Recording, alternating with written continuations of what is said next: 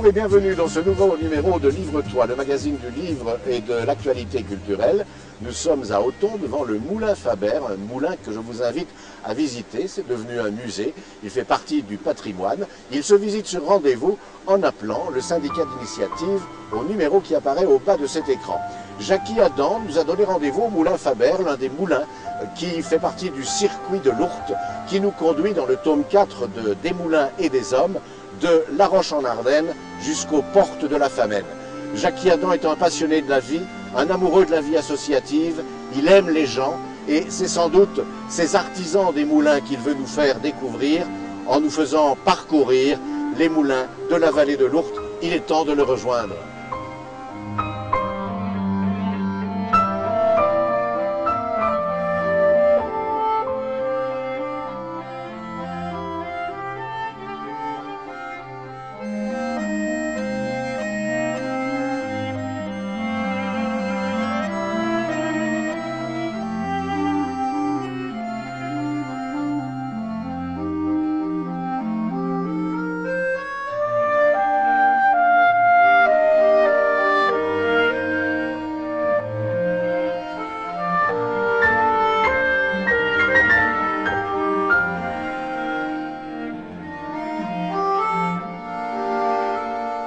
Nous sommes installés dans ce moulin Faber, ici à Auton, un élément du patrimoine autonais.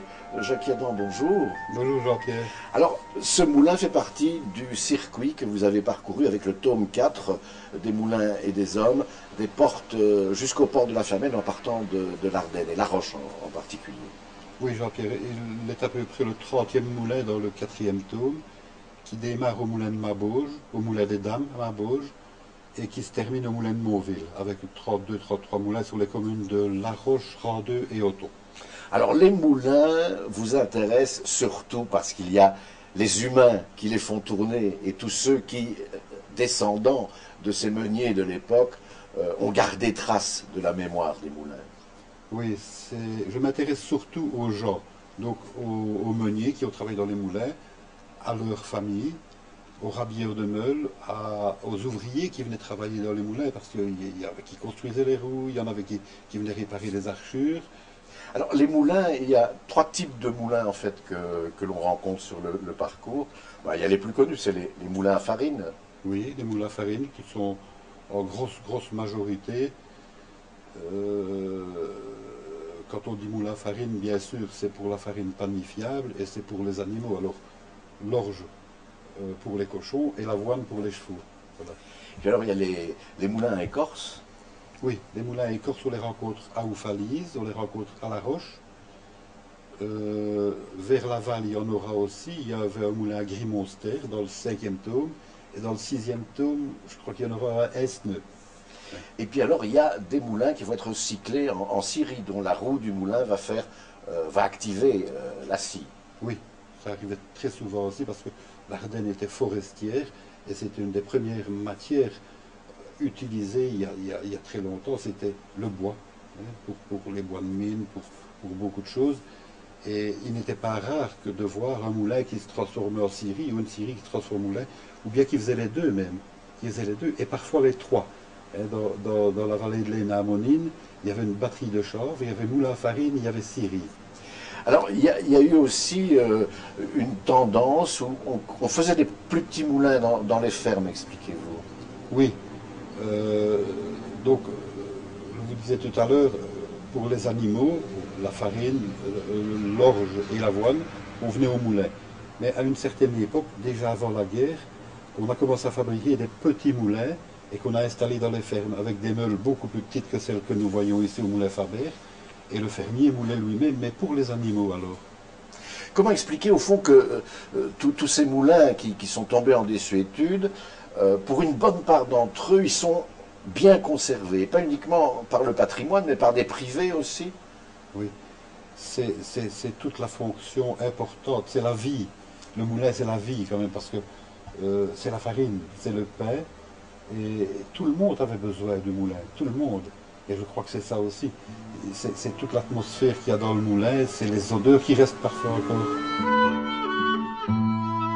Quand mon frère Valentin était sur le moulin, Il commençait le lundi matin jusqu'au dimanche matin suivant, toute la semaine. Pendant la journée, il faisait bien seul, et pendant la nuit, il payait un jeune homme qui aimait bien de gagner quelques francs et lui expliquait ce qu'il devait faire. Et lui, Valentin, il dormait tout habillé à côté. Et s'il y avait un pépin, il l'éveillait. On ne logeait pas au moulin, mais je crois que dans le temps, quand on va à l'intérieur, à l'étage, il y a comme une chambre. Et à un moment donné, c'était... La roue en fer tournait jour et nuit. C'était en 1927, 28, 29, 30. C'était Valentin.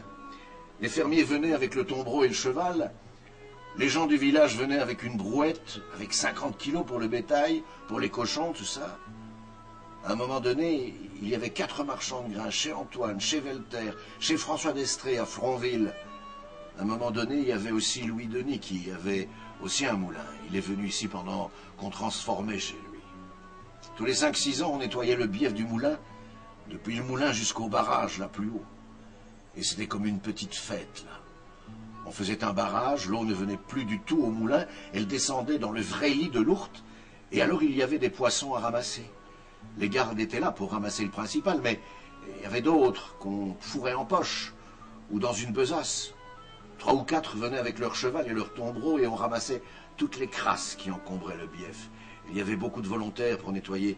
C'était... on faisait des gâteaux, on mangeait, là. Il y avait la bouteille de Péquet. Et qu'est-ce qu'on ramassait comme poisson? C'était rempli de poissons, alors. En 1926-27, mon frère Justin avait encore pris un saumon d'1 mètre, là. Il était arrêté au moulin. Il avait reçu un coup, 1,2 mètre pour être précis. Quand mon père a acheté en 1920, ça appartenait à Marcel Lermite, qui a été bourgmestre à Marche. Et moi, j'ai vendu à la commune de Hoton. Le moulin classé, ça m'aurait fait mal de le voir vider et faire des frites ou café. Léon Sevrin y a bien travaillé. Quand je l'ai revendu, oh, c'était sacré. Les moulins, dans le temps.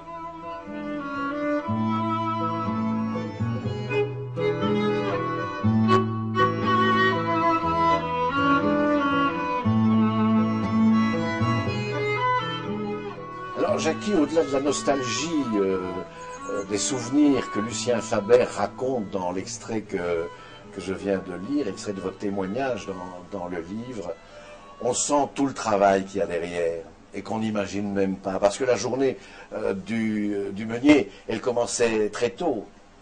Ah oui, Jean-Pierre.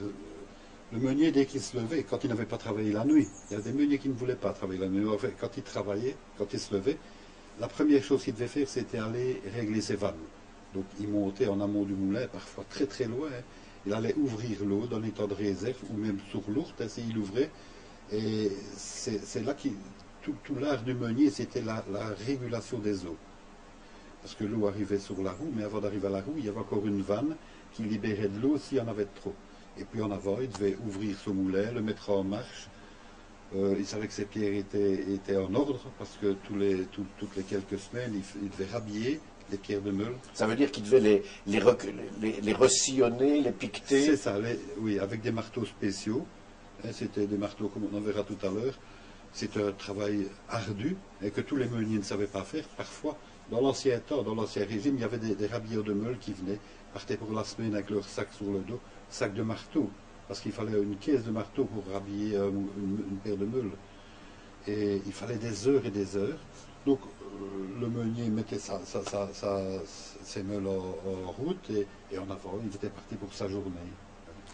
Alors le moulin, il est symbolique, hein, parce qu'effectivement, à l'origine, c'est le pain qu'on va manger que le moulin a permis. C'est aussi tout un artisanat qui se développe autour.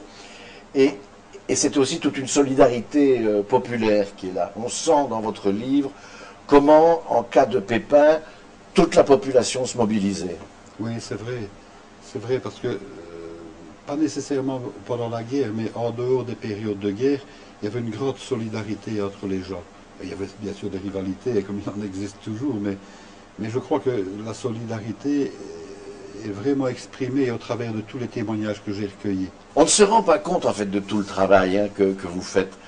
Vous cherchez, vous avez des pistes qui s'ouvrent devant vous, parfois qui se referment, d'autres qui s'ouvrent. Ça se traduit par des documents qu'on vous remet, qu'il faut traiter. Et rien que le traitement d'une photo, j'aimerais que vous nous expliquiez au fond ce que ça représente. C'est énorme le travail de traitement d'une photo quand vous l'avez reçue. Oui, c'est... On ne se rend pas toujours compte en ouvrant le livre, quand on voit 10 personnages, le temps qu'il a fallu pour les identifier. Parce que mettre une photo anonyme, je n'aime pas. J'aime pas. Parfois, dans certains livres, on en voit, mais ici, je vais prendre le cas de la Syrie alliée à Noé-Pré. Il y a 2 très vieilles photos qui datent de 1905. Il y a une bonne dizaine de personnes. J'ai fait des agrandissements de ces photos en A4. J'ai mis des petites pastilles et je mettais numéro 1, numéro 2, numéro 3, numéro 4. Je les envoyais dans toute la province et partout, à Liège aussi, à Liège, dans la famille. Et je disais, je passerai dans 15 jours. Et 15 jours après, je passais dans les familles et je collationnais. Et c'est vraiment avec certitude, maintenant qu'on peut mettre des noms sur les 10 ou les 15 personnes. Mais il y a aussi le problème, Jean-Pierre, avant de retrouver la photo, parfois c'est un fameux chemin de croix, mais qui est agréable. Oui. Ça m'arrive d'aller dans une maison, souvent sur des personnes âgées, j'y passe 2-3 heures. Ça m'arrive de ressortir sans rien du tout, mais mon cœur est aussi heureux quand j'ai rien du tout que quand j'ai quelque chose. C'est ça qu'il faut se dire aussi. Et parce qu'on a pris du temps pour parler avec les gens, voilà. C'est important.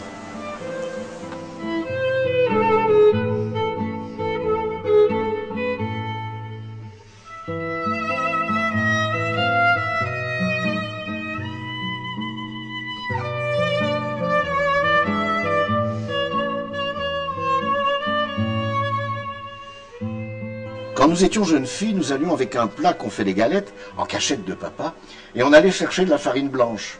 Et on aplanissait pour qu'il ne le voie pas. C'était papa qui était le meunier. Et il y a eu longtemps un frère de ma grand-mère, Anatole Philippe. Lui, il venait travailler au moulin. Il ne voulait pas boire l'eau qui venait à la maison. Il buvait l'eau qui était en dessous des roues. Et il disait, elle est pure, elle est bien battue. Elle est pure, elle est bien battue. Avec les roues, on avait un réservoir pour les poissons. On pêchait beaucoup alors. On mettait le poisson en réserve. L'hôtel L'Ermite, à ce moment-là, eh ben, il mettait sa réserve de truites chez nous. Et alors mes parents n'ont jamais voulu qu'ils payent quelque chose. Et quand je me suis marié, ils nous ont fait un mariage fantastique pour reconnaissance. Papa pêchait beaucoup aussi. Je crois que tout le monde pêchait un peu. Il y avait beaucoup de poissons. C'était pas comme maintenant. Pendant la guerre, les gens venaient souvent la nuit au moulin. Parce que pendant la journée, on devait travailler pour le ravitaillement. Et c'est alors qu'Anatole venait. Papa se faisait payer, pas avec de l'argent, avec un tel pourcentage. Ça nous a beaucoup aidé pendant la guerre. Si on avait trop de farine, on échangeait avec du sucre ou autre chose. On décortiquait aussi des petites graines, des semences pour le jardin. La machine à coucou, qu'on appelait ça. Ça devait être fait à la main. Je l'ai fait aussi, que j'étais gamine.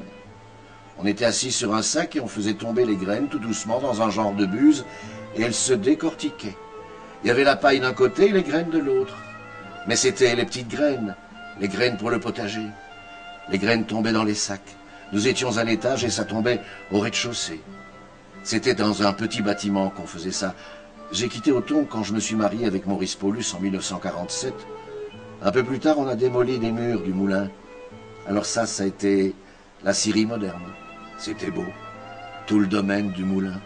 Il y avait des noyers, beaucoup de noyers, et beaucoup d'iris en saison. C'était beau.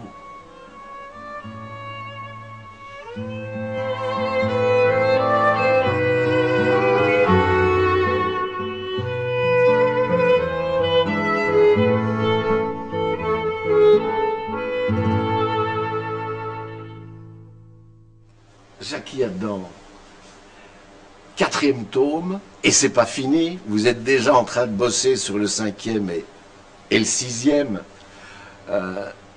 Qu'est-ce qui vous reste en fait au cœur, dans l'âme de cette quête sur la mémoire des moulins et des hommes?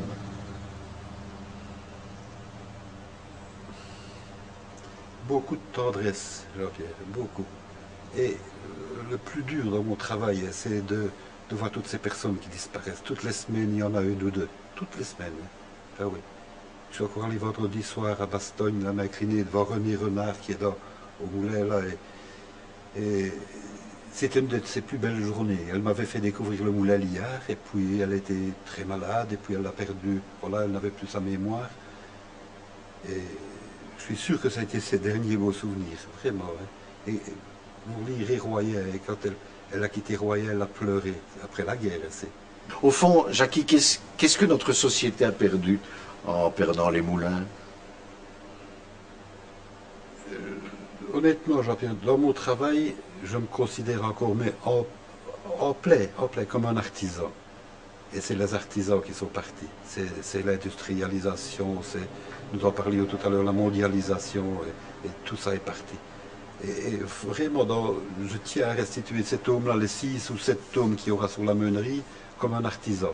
Parce que j'écris tout à la main, je fais tout, voilà, comme un vrai artisan. Eh bien écoutez, voilà un travail d'artisan aussi que signe Rose Nolvo, les voyelles d'Arthur, et vous voyez là il y a du bois, hein. Ça sent bon la tradition. Et Frédéric Soult, à propos de ce recueil, écrit « Mélange de formes et de possibilités, les voyelles d'Arthur enfantent des mots sages et des mots sauvages, de Treblinka jusqu'au pied du mur de Oui.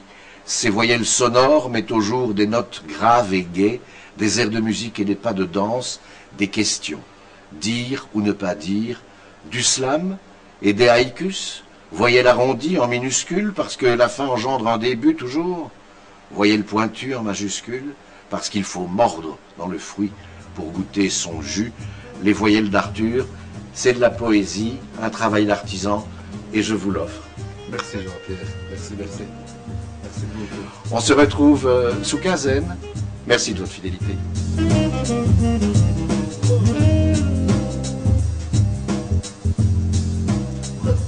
Je sais pas. On le laissera avec on ira jusqu'à pourquoi tu te marres, je ne sais pas. Pourquoi tu te marres?